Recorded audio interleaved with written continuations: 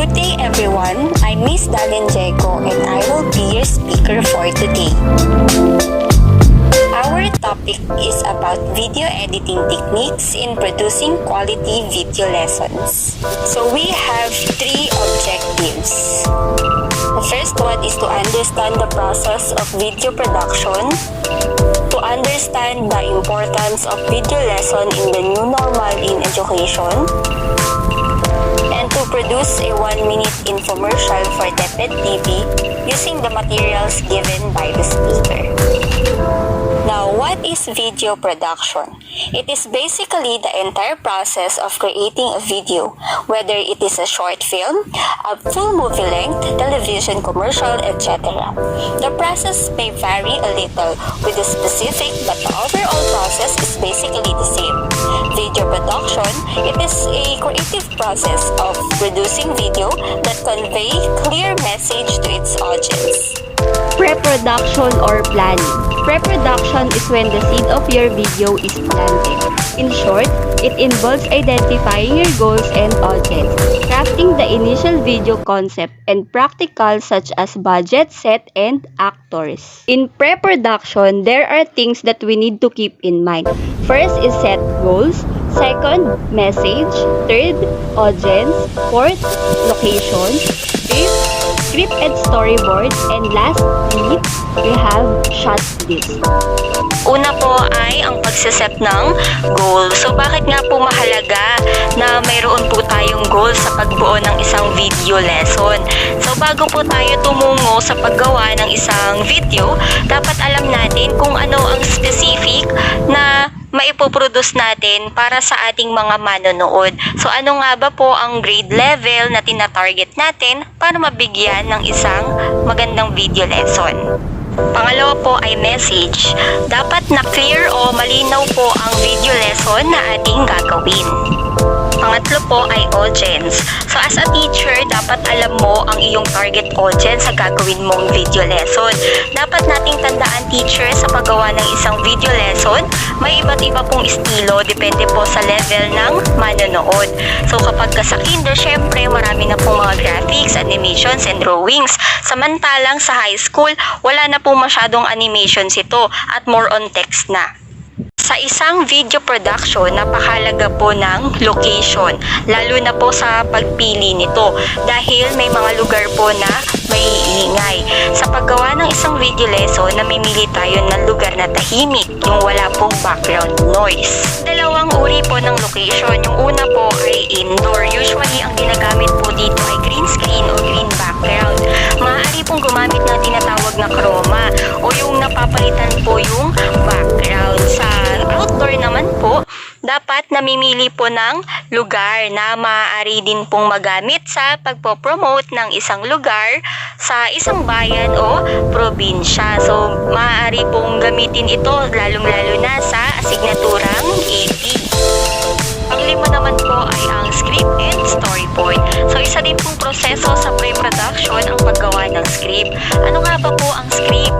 Ang script po, teachers, ito po yung binabasa ng mga teacher broadcasters para rin po itong yung lesson plan natin sa classroom. Ano nga ba po ang parts ng script? Kung ano po ang outline ng ating lesson plan, ganun din po ang outline ng script. Kung ano po yung tinuturo natin sa classroom, ganun na ganun din po yung outline ng storyboard ng script. And last, yung shot list. Ito naman po yung listahan ng mga frames na kukuhanan sa actual na video lesson. So, meron po tayong 4 na different shots. Una po ay wide shot, ang pangalawa ay medium shot, ang pangatlo, close-up shot, at ang panghuli po ay extreme close-up shot. Una po ay wide shot. Ito ang uri ng camera shot na kita ang ulo hanggang paa ni teacher at kita yung buong background. Ang shot na ito ay madalang gamitin. Medium shot. Ang shot na ito ay mula bewang hanggang sa itaas ng ulo ni teacher. Isang term din po na ginagamit sa medium shot ay waist shot. Kung mapapansin niyo po sa presentation na may naka-inset po na text at yan po yung tinatawag na headroom. Kapag gagawa kayo ng isang video lesson, kailangan may enough headroom sa taas ng ulo ni teacher. Yun po yung space sa pagitan ng ulo hanggang sa dulo ng frame o screen. Ang pangatlo naman po ay close-up shot. Ang shot naman na ito ay mula naman po sa dibdib hanggang sa ulo ni teacher. Usually, ginagamit ang uri ng shot na ito upang ipakita o makita po ang detalye ng emosyon ni teacher. Extreme close-up. So, ito po ay madalang gamitin gaya ng wide shot. So, from the word extreme, sobrang lapit na ng mukha ni teacher. So, kitang-kita na yung detalye sa mata nito. Sa drama, madalas gamitin ito kung nais ipakita ng direktor yung emosyon ng subject. So, ang kadalasan pong ginagamit sa DepEd TV ay ang medium at close-up shot. Pero sa lower grade, yung wide shot is ginagamit po ito para makita yung buong detalye ni teacher. The second stage is production. It is what we called shooting. This is the stage of production where you shoot your videos in front of the camera. This is the stage where you finally get to make the video that's been in your heads for weeks, possibly even months. In production, there are 4 things that we need to consider. First, equipment. Second, time. Third, health and safety. And last, personnel. So, kailangan na nakaprepare na yung mga basic equipment sa pag-shoot ng video. Napaka-importante dito yung camera. So, yung gagamitin nating camera ay mayroong 1920 by 1080 resolution. Ito po yung standard sa paggawa ng isang video lesson. Pangalawa po yung time. So, ang isa sa pinakamahalagang bagay na dapat nating tandaan po ay ang oras. So, lalo na kapag ang shooting po ay nasa labas o nasa outdoor. So, sa preparation pa lamang o yung tinatawag po na planning, dapat alam na natin kung gaano katagal ang magiging shooting ng isang video lesson. Pangatlo po ay ang health and safety. So, dapat na iniingatan ito lalo na para sa mga teacher broadcasters dahil sa pandemya ang ating nararanasan ngayon. Sa DepEd TV, hindi po pinapabayaan ang kalusugan ng mga kaguruan natin. Nag-undergo po sila ng rapid testing para masigurado na wala pong may infect sa virus. Ang pang-apat at ang huli na dapat ninyong tandaan sa produksyon ay ang tinatawag na personnel. So, sila po yung mga tao sa likod ng produksyon. So, nandyan po si teacher broadcaster, si executive producer, si cameraman, at si director. So, sila po yung mga nagtutulong-tulong upang makabuo ng isang video lesson. Third stage of video production is what we call post-production. This is where you edit your videos. Post-production usually involves picture editing, sound editing, adding music, visual effects, and the creation of various shorter videos such as trailer or a version for social media. Kung may 3 stages ang video production, meron ding 3 stages ang post-production. Ang una, offline editing. Offline editing. So, ito po yung part na ine-edit na yung video na nagawa. Tinatanggal na yung unnecessary sounds, director's cue, yung sinasabi ng director na lights, camera, action, at saka yung sa dulo yung nilalagyan ng cut. Dito, tinatanggal o nililinis yung mga shots na sa raw video. Kapag sinabing raw video, ito yung hindi pa na-edit na video. Ang pangalawa po ay ang creation of graphics, illustration, and animation. Dito kadalasang tumatagal ang isang produksyon dahil nga po maproseso ang pag-e-edit ng isang video. No? So, sa isang malaking produksyon gaya ng DepEd TV, meron po silang tinatawag na graphic artists, illustrators, and animators na nagtatrabaho sa additional na elements sa isang video lesson. Pero po kapag sa school-based, kadalasan ang mayroon lamang po, diba, ay video editors na sila po yung nagkokolekta ng mga materials na gagamitin para sa isang video lesson. Online editing or mastering. Dito na po pagsasama-samahin ni video editor yung mga nilagay po na graphics, illustrations, and animations. Tsaka po yung na-edit na video offline. Siya rin po ang naglalagay ng sound effects and additional elements sa video lesson. What video editing software or application can we use to edit our video lesson? There are some user-friendly applications that we can use to edit our video lessons. First, we have Power Director, KineMaster, Splice, and lastly, we have Filmora. Familiar ba kayo sa paggamit ng Filmora Wondershare? Kung hindi pa, sa video na ito ay samahan nyo akong alamin at isa-isahin kung paano nga ba ginagamit ang Filmora.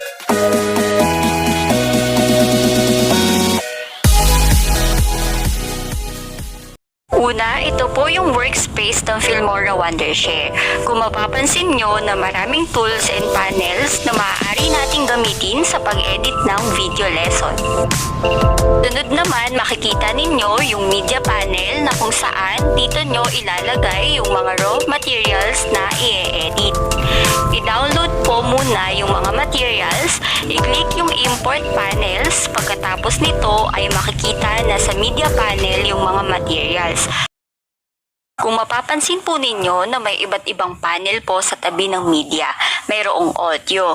Diyan po maaaring kumuha ng music na walang copyright issue. Pangatlo naman po, titles. So, pwedeng ilagay dyan yung subject o level. So, tinatawag din po itong title card. Pang-apat po is transition. So, dun po yung nilalagay sa pagitan po ito ng video clip. Next po, effects. So, ito po yung mga filter. Then, elements. Usually, sa video production, ang tawag sa elements ay graphics. Upper right corner ay makikita naman yung tinatawag na preview panel na kung saan dito nyo mapapanood yung ine-edit na video. At yung nasa ibaba naman po, ang tawag dyan ay timeline panel. Dito po tayo mag-i-edit ng mga raw materials. Ngayon naman po ay ating simulan ang pag-i-edit. Ang una po ay i-click yung video mula sa media panel at i-drag sa timeline upang tanggalin yung mga director's cue. Ang unang way sa pagtatanggal ng director's cue ay ang split. Pangalawa naman po ay yung pwedeng itapat sa video yung mouse pointer at i-move pa left side upang maging malinis ang bawat scene. Ngayon naman ay ilalagay na natin yung background. Bago yun ay iselect muna yung mga video at ilipat sa second track. Pagkatapos ay i-click naman ang background at i-drag, ilagay sa unang track o timeline. Kung mapapansin ninyo, nakapos ang picture. Susunod na gagawin upang malagyan lahat ng background yung video ay i-click lang yung pictures tsaka itutok ang mouse pointer sa right side nito para madrag hanggang sa video. Para mapalitan ang background ng video, i-click ang specific na video at hanapin yung tool na green screen at automatic nang mapapalitan ang background. Kung mapapansin ninyo na malabo ang background, so i-adjust ang chroma key. I-click ang dropper at hanapin ang pinakamaliwanag para matanggal yung background noise. At i-adjust yung offset ng 60 at sa tolerance ay 45. Upang maging malinis ang background, ulitin lang sa second and third scene ang mga hakbang. Ngayon naman ay hahatiin natin yung background. So from scene 1 to scene 3. I-click lamang ang split tool. So pagkatapos ay adjust ang background ng scene 2. I-click ang background at pumunta sa transform. I-adjust ang scale ng 140. Sa position, ang x-axis ay i-adjust ng 19 at sa y naman ay 67. I-click ang music mula sa media panel at i-drop sa timeline sa part ng audio track upang maging mas buhay ang video. Next process naman po ay ilagay na ang tinatawag na brand bag o logo. So para matukoy kung saan nagmula yung video, i-click lang po yung DepEd logo at saka i-drop sa timeline. So i-move lang ito gamit ang mouse pointer hanggang sa video. Ngayon po ay i-click ang edit tool at pumunta sa transform para ma-adjust ang logo.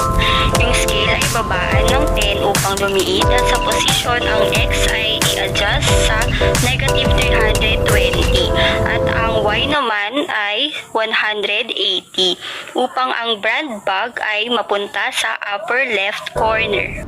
I hope you learned something new for today's presentation. I am Teacher Darren, reminding you that technology will not replace great teachers, but technology in the hands of great teachers can be transformational.